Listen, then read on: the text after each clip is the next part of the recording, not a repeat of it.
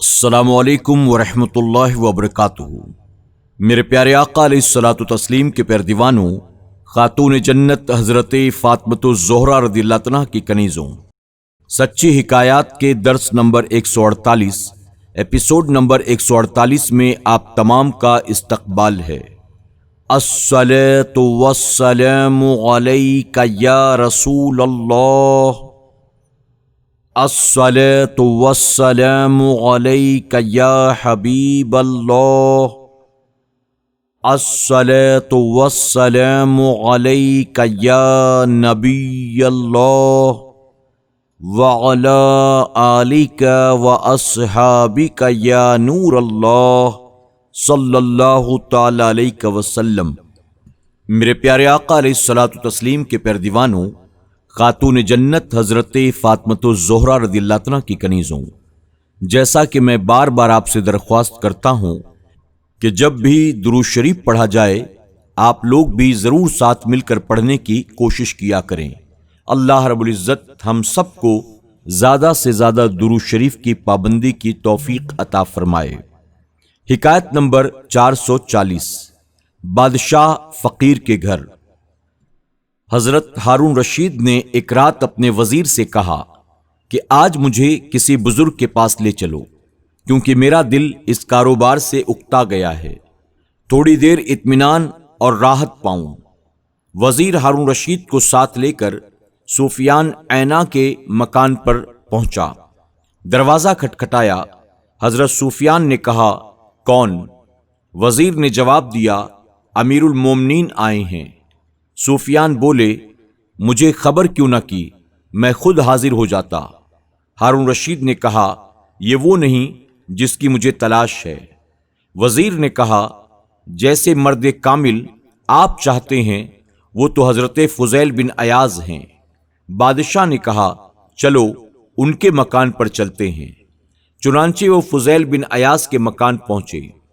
اس وقت حضرت فضیل بن عیاض قرآن کی تلاوت کر رہے تھے اور یہ آیت کریمہ پڑھ رہے تھے۔ ترجمہ: جن لوگوں نے برے کام کیے ہیں، کیا وہ گمان کرتے ہیں کہ ہم ان کو ان لوگوں کے ساتھ برابر کر دیں گے جنہوں نے نیک کام کیے؟ ہارون رشید نے یہ آیت سن کر کہا، اگر کوئی نصیحت طلب کروں تو یہی آیت میرے لیے کافی ہے۔ پھر دروازہ کھٹکھٹایا۔ حضرت فضیل نے کہا، کون ہے؟ وزیر نے کہا، امیر المومنین آئے ہیں۔ آپ نے فرمایا کہ امیر المومنین کا میرے یہاں کیا کام؟ مجھے ان سے کیا کام؟ مجھے مشغول نہ کیجیے۔ وزیر نے کہا کہ حاکموں کی اطاعت ضروری ہے۔ فرمایا، مجھے پریشان نہ کرو۔ وزیر نے کہا، ہمیں اندر آنے کی اجازت دیجیے، ورنہ ہم زبردستی اندر آ جائیں گے۔ آپ نے کہا، میری اجازت نہیں ہے، اگر زبردستی آنا چاہتے ہو تو مختار ہو۔ ہارون رشید کے دل پر ان باتوں کا بڑا اثر ہوا۔ وزیر کے ساتھ اندر داخل ہوا۔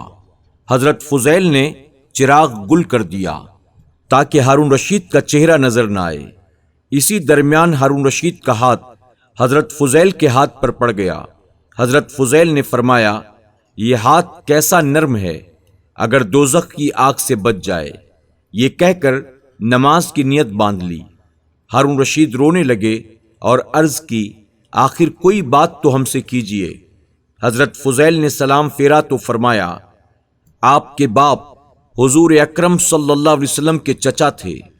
انہوں نے حضور اکرم صلی اللہ علیہ وسلم سے درخواست کی، آپ مجھے کہیں کا سردار کر دیجیے، تو سید الانبیاء نبی رحمت جناب محمد الرسول اللہ صلی اللہ علیہ وسلم نے فرمایا کہ اے چچا، میں آپ کو آپ کے نفس پر سردار کرتا ہوں۔ ہارون رشید نے عرض کیا، کچھ اور فرمائیے۔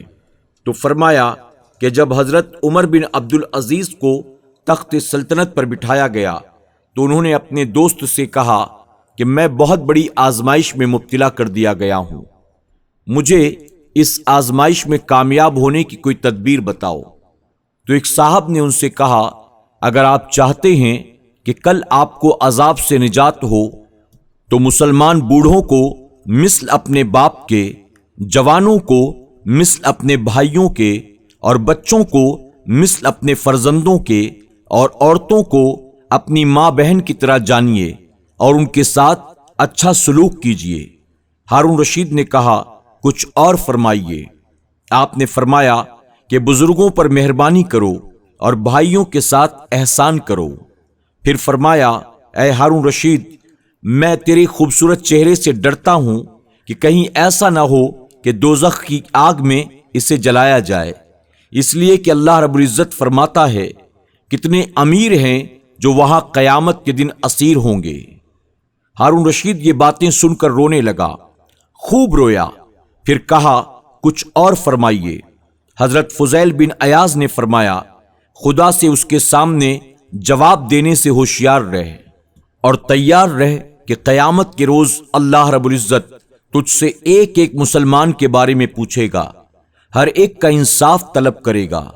اگر کسی رات کوئی بڑھیا کسی گھر میں بھوکی سوئی ہوگی تو کل قیامت کے روز تیرا دامن وہ پکڑے گی، تجھ سے جھگڑے گی۔ ہارون رشید روتے روتے بے ہوش ہو گیا۔ وزیر نے کہا بس کیجئے، آپ نے تو امیر المومنین کو مار ہی ڈالا۔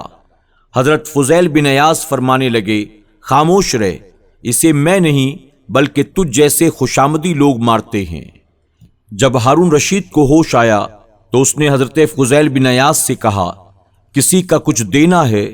حضرت فضیل نے فرمایا ہاں، خدا کا مجھ پر قرض ہے اور قرض اس کی اطاعت ہے، اگر اس بات پر وہ میری گرفت کرے تو افسوس ہے مجھ پر۔ ہارون رشید نے کہا میں لوگوں کے قرض کے بارے میں پوچھتا ہوں، خدا کا شکر ہے اس نے مجھے بہت بڑی نعمتیں عطا فرما رکھی ہیں، مجھے اس کی کوئی شکایت نہیں۔ پھر ہارون رشید نے 1000 دینار کی تھیلی آپ کے سامنے رکھ دی، کہا یہ مال حلال ہے، مجھے ماں کے ورثے میں ملا ہے۔ حضرت فضیل بن عیاض نے فرمایا میری ساری نصیحتیں بیکار ہو گئیں، میں نے تجھے نجات کے لیے بے تعلقی کی طرف بلایا اور تو مجھے ہلاکت میں ڈالنا چاہتا ہے۔ میں کہتا ہوں جو کچھ تمہارے پاس ہے حقداروں کو دے دو، مگر تم کو جسے نہ دینا چاہیے اسے دیتے ہو۔ یہ فرما کر ہارون رشید کے پاس سے اٹھ کھڑے ہوئے اور دروازہ بند کر لیا۔ ہارون رشید اور وزیر باہر آئے تو ہارون رشید نے کہا واقعی ایک مرد حق اور اللہ کا دوست ہے فضیل بن عیاض۔ سبق: جن کو عرفان معرفت یعنی اللہ کی پہچان کی دولت حاصل ہو جائے وہ اس دنیاوی دولت کی کوئی پرواہ نہیں کرتے۔ ایسے ہی لوگ دراصل بادشاہ ہوتے ہیں۔ دنیا کے بڑے بڑے بادشاہ بھی ان روحانی بادشاہوں کے دربار میں حاضری دیتے ہیں۔ یہ بھی پتہ چلا کہ پہلے کے زمانے کے مسلمان بادشاہ بھی اللہ والوں سے عقیدت رکھتے تھے اور ان کے حضور حاضر ہوا کرتے تھے۔ یہ بھی معلوم ہوا کہ نفس پر حکومت بڑی قابل قدر حکومت ہے، جو نفس پر حکومت کرے وہ بڑا جواں مرد ہے۔ یہ بھی پتہ چلا کہ جس قدر بڑا عہدہ حاصل ہو آدمی اسی قدر آزمائش میں پڑ جاتا ہے۔ یہ بھی معلوم ہوا کہ اللہ والوں کی نظر میں دنیا اور اس کی فانی شان و شوکت کی کوئی حیثیت نہیں ہوتی۔ میرے پیارے آقا علیہ الصلوۃ والتسلیم کے پیارے دیوانوں، خاتون جنت حضرت فاطمۃ الزہرا رضی اللہ عنہا کی کنیزوں، آج کے درس میں ہم نے ایک طویل حکایت کو سنا جو حضرت فضیل بن عیاض رحمۃ اللہ علیہ اور بادشاہ ہارون رشید کے تعلق سے تھی۔ اولیاء اکرام رضوان اللہ تعالی علیہم اجمعین کے تعلق سے حکایات کو سننے کا اصل مقصد یہ ہے کہ ہم ان اللہ والوں کی زندگی کو دیکھیں، اسے سمجھیں اور انہی کے نقش قدم پر اپنے آپ کو بھی چلانے کی کوشش کریں۔ یقین جانیں ہم دنیا کے پیچھے کتنا بھی دوڑ لیں کبھی کامیاب نہیں ہو سکتے ہیں۔ اگر کامیابی چاہیے تو اللہ کے ان نیک بندوں کے نقش قدم پر چلنا ہوگا، اپنے دلوں سے دنیا کی محبت کو نکال کر آخرت کی محبت کو، اللہ اور اس کے رسول صلی اللہ علیہ وسلم کی محبت کو پیدا کرنا ہوگا۔ اصل مقصد ان حکایات کو سننے کا یہی ہے۔ اللہ ہم سب کو عمل صالح کی توفیق عطا فرمائے۔ جاتے جاتے آپ سے گزارش ہے ان حکایات کو اپنے دوست احباب اور رشتہ داروں کے ساتھ ضرور شیئر کریں اور SDI آڈیو چینل کو بھی سبسکرائب کریں۔ السلام علیکم ورحمۃ اللہ وبرکاتہ۔ سچی حکایات کے تمام ایپیسوڈز کو سننے کے لیے یوٹیوب پر SDI آڈیو پر ضرور وزٹ کریں، سبسکرائب کریں، بیل آئیکن پر کلک کریں اور اپنے دوست احباب کے ساتھ ضرور SDI آڈیو کو شیئر کریں۔